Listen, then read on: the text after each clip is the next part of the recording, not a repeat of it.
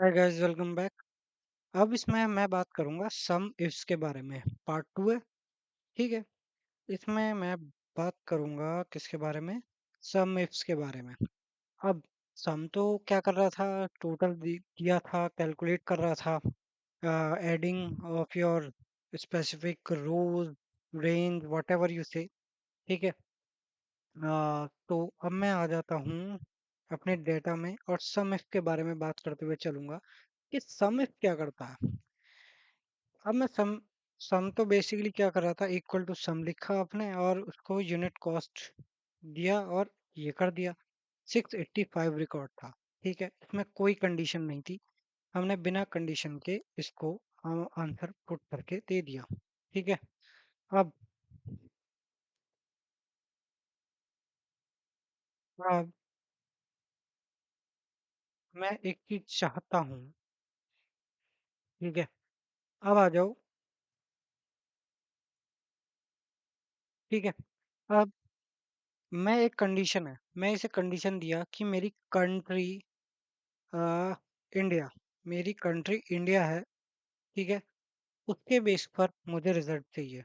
मैं क्या बोलता हूँ कि सम, मुझे if sum if sum if क्या रेंज क्या है?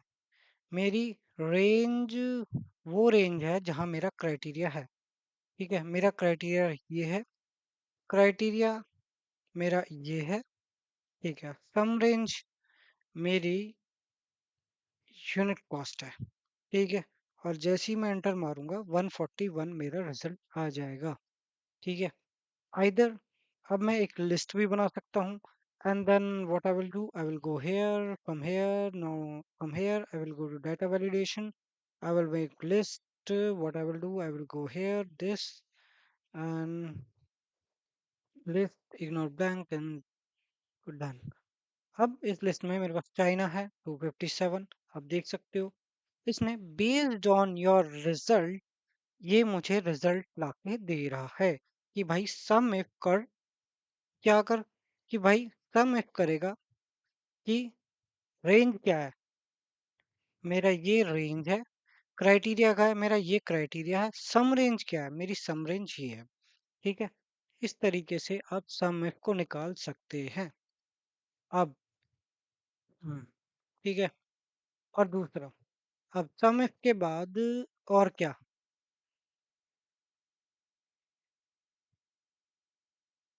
अब ये था मेरा सम इफ। अब सम इफ्स में मल्टीपल कंडीशन आ जाती हैं। सम इफ में आती है सिंगल कंडीशन। ठीक है। We have to one filter, कह सकते हो कि वन फिल्टर और one condition. And sum is when you have more than one condition और फिल्टर। ठीक है। तो अब मैं सम इफ्स पे जाऊंगा। कंट्री के साथ साथ, कंट्री तो है ही है। अब मैं उसमें सम इफ्स में कुछ और मांगना चाहता हूँ कि भाई मेरी कंट्री तो आए, कंट्री के साथ साथ मेरा रीजन भी आ जाए। और रीजन में this this data validation list में जाएगा और लिस्ट में से, इस लिस्ट में से चार ही आएंगे कि मेरा ईस्ट आएगा, सेंट्रल आएगा। ठीक है। अगर मैंने वेस्ट भी कर दिया तो वेस्ट भी आ जाना चाहिए। हाँ, आ गया। अब सम इफ की, इफ इफ की बात कर रहा हूँ मैं। तो इक्वल टू सम इफ। अब सम रेंज यहाँ थोड़ा उल्टा है। हम सम रेंज पहले ही पूछ रहा है हमसे, यहाँ बाद में पूछ रहा था। सम रेंज में पहले ही दे देता हूँ कि भाई ये मेरी सम रेंज ये हो गई। ठीक है। अब criteria range one, criteria range मेरी ये है। ठीक है। ये यहाँ से भी दे सकते हो आप। क्राइटेरिया रेंज मेरी ये है, क्राइटेरिया ये है। क्राइटेरिया रेंज टू मेरी ये है। क्राइटेरिया रेंज थ्री मेरी ये है। क्राइटेरिया मेरा ये है। ठीक है। अब एंटर करूंगा तो वैल्यू आ गया रे भाई। Because let me select this and from there. Head, इसमें क्या किया था मैंने? हेडर्स को भी सेलेक्ट किया था, इसमें क्या गड़बड़ हो गई? अच्छा, कुछ गड़बड़ हुआ क्या? अगर मैंने इंस्टेड ऑफ दिस भी कर लिया तो क्या हुआ? हाँ, एड्रेस सेलेक्ट नहीं है। इसमें भी तो गलत बोल रहा है कि ये कोई बात नहीं। 90 हो गया। अब वेस्ट हो गया तो 17 हो गया, सेंट्रल हो गया तो 34 हो गया। वेस्ट में 17 ही था। अगर instead design by design pivot चाहिए, पिवट टेबल डिजाइन फील्ड में जाके और इसमें मैंने डिस्ट्रिक्ट की जगह रीजन्स को कॉलम वाइज कर देता हूँ। तो अब देखूंगा, अगर मेरी चाइना है 89, चाइना 89 168 और वेस्ट में तो कुछ जीरो है, ईस्ट में 168 है। इस तरीके से मेरा सम में काम कर रहा है। आप मल्टीपल क्राइटेरियाज दे सकते हैं। ठीक है। अब आ, और क्या, तो हमने सम इफ को देखा, सम इफ्स को देखा, और अभी तक क्या था, अब डी सम के साथ भी कंपेयर करके देखें। डी सम के साथ जैसे ही कंपेयर करेंगे आप डी सम, तो अब डी सम में क्या था, मैं हेडर्स का, यहाँ देखो, यहाँ हेडर्स का यूज था क्या? यहाँ हेडर्स का कोई यूज नहीं है। एक मिनट, यहाँ हेडर्स कॉपी, यहाँ हेडर्स का कोई यूज नहीं है। अगर आप इसी को यहाँ कॉपी पेस्ट कर दोगे तो यहाँ कॉपी पेस्ट कर दोगे और यहाँ डी सम का यूज करने की कोशिश करेंगे कि डी सम, तो डी सम उस तरीके से काम नहीं करता जिस तरीके से हम सोच रहे हैं। ठीक है।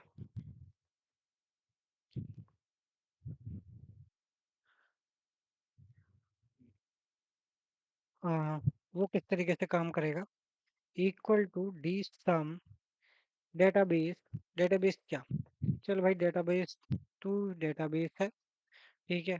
फील्ड, फील्ड मेरी फील्ड क्या है, फील्ड मेरी ये है। ठीक है। ना कि वही भूल कि मैं कैसे काम कर रहा था। ये डी सम में गए हम, डी सम में डेटाबेस, ये पूरी रेंज को सेलेक्ट कर लिया। ठीक है। इसके बाद फील्ड को हमने इसको सेलेक्ट किया, क्राइटेरिया कहाँ है, चाइना, अ, ये यहाँ है। इसके बाद बंद कर दिया इसे। अगर मैंने इसे बंद किया तो वैल्यू आ गया, क्योंकि हेडर्स का होना जरूरी है यहाँ पे। अगर मैंने इसे हेडर्स को किया और अब मैं इसे लेकर चलता हूँ, तो दोबारा से लिखता हूँ, इक्वल टू डी सम, और डी सम डेटाबेस, डेटाबेस मेरा ये है, कॉमा फील्ड मेरी ये है, कॉमा क्राइटेरिया मेरा क्या है, क्राइटेरिया मेरा ये है। ठीक है। और एंटर करूंगा। क्या गलत कर रहा हूँ यार, फिर से गलत कर दिया। तो मैं क्या करूंगा, यहाँ गया और यहाँ पे मैंने कुछ ऐसा सेलेक्ट करता हूँ कि डेटा में गया, यहाँ गया और एन लिस्ट कर दिया, सोर्स में जाके क्या कर, यहाँ गया और अभी फिलहाल के लिए यूनिट कॉस्ट यहाँ पेस्ट कर देता हूँ। D sum equal to D sum, D sum दिया, डेटाबेस मेरा ये हो गया। ठीक है। क्या कर, डेटाबेस मेरा ये हो गया, कॉमा फील्ड, फील्ड क्या, मेरा फील्ड ये है, मेरा फील्ड ये है, मैथ में, हाँ, और मेरी फील्ड ये है। अरे यार ऊपर भी जाना, एड्रेस के साथ काम करेगा, कॉमा क्राइटेरिया का क्या है, मेरा क्राइटेरिया यूनिट कॉस्ट है। फिर एंटर करूंगा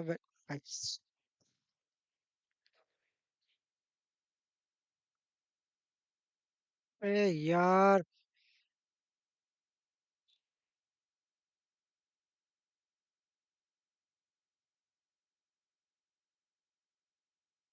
हे गाइस, लेट्स वंस अगेन। ठीक है।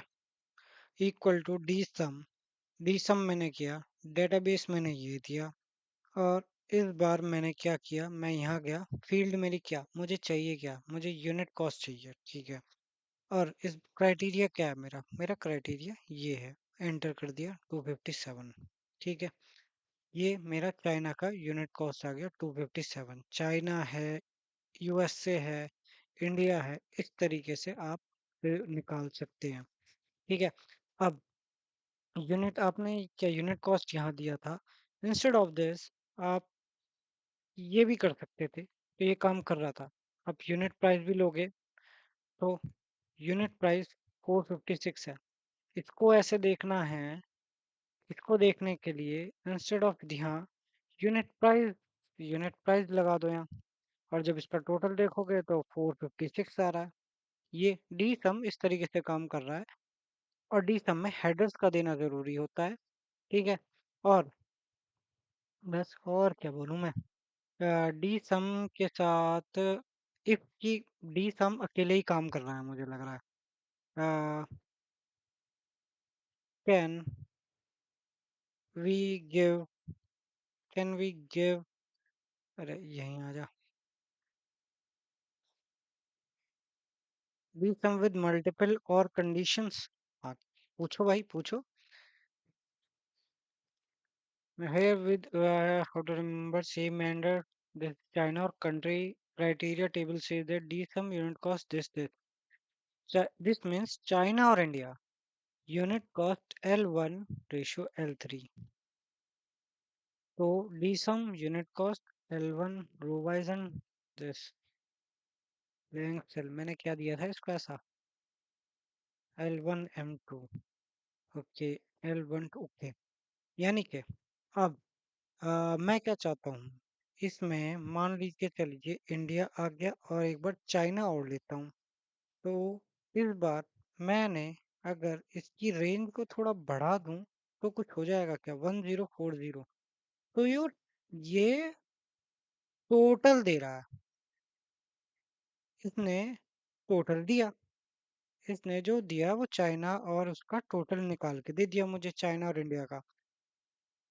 हाँ, सेपरेटली ये नहीं कर रहा, सेपरेटली के लिए फिर आपको अलग से करना पड़ेगा, या तो जिसमें चाइना और इंडिया। अब L A D sum AJ unit cost criteria level एक ही हो गया, रीजन में भी क्राइटेरिया और एल एम ओके। ठीक है, दो कंडीशंस के साथ कि M10 ओके। अगर मुझे दो कंडीशंस को लेके चलना है तो क्या ये काम करेगा? हाँ, देखते हैं। मैंने रीजन भी दे दिया। अब मैं क्या करूँगा भाई, हट जा। यहाँ गया F2 प्रेस किया, इसे तो ऐसे ही रहने दिए, इसे आगे लेके चला गया और एंटर किया तो इसने 192 दे दिया। और अब मैं नीचे जाऊंगा तो ये तो वैल्यू का इशू बता देगा। ठीक है, इसमें कुछ है नहीं, एंटर किया तो 776। देखते हैं ये क्या कर रहा है। एनालाइज में जाएंगे, फील्ड में जाएंगे, कंट्री के साथ साथ रीजन को दूंगा। अब देखता हूँ क्या है। 776 तो डीसम चाइना। ठीक है, इंडिया का ईस्ट है 192, चाइना अकेला 776 दे रहा है, यानी कि इंडिया का ईस्ट 192 प्लस दिस। हाँ, ठीक है, ओके।